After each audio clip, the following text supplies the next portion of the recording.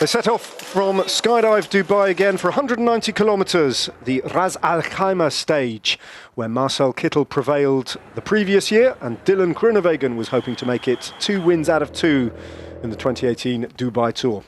6 men got away eventually after a few minutes of battling, including Nathan van Hooijdonk, the rider in the white jersey from BMC, his second day in a breakaway.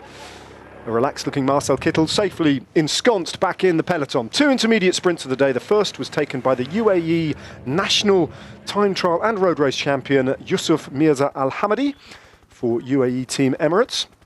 He scored 5 points, and then at the second intermediate sprint of the day, it was BMC's Nathan van Hooijdonk who prevailed.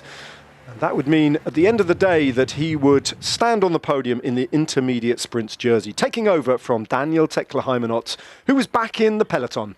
1 minute and 47 seconds further down the road, and with 65k to go, Dylan Groenewegen stopped for a bike change. The race leader then shepherded back into the peloton, safely rejoining the action with no further alarm.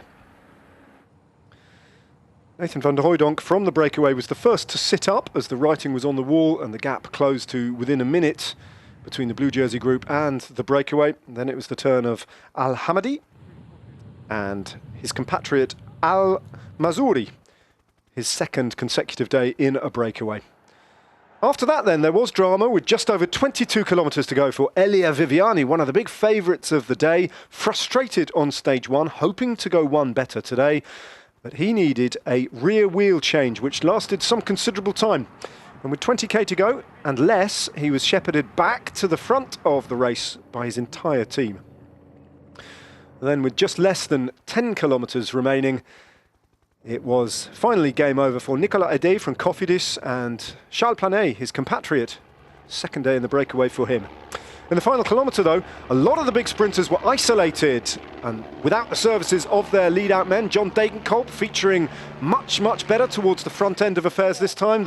Jakob Marezco, the Italian sprinter for Villa Triestina, looking good at this point, but he'd gone too early, finding himself swamped ultimately by a combination of Christoph Degenkolb and Elia Viviani, as well as Mark Cavendish, showing much better form. A big rush to the line from the race leader Dylan van Groenewegen though, but it was Elia Viviani who stood on the top step of the podium and took the win.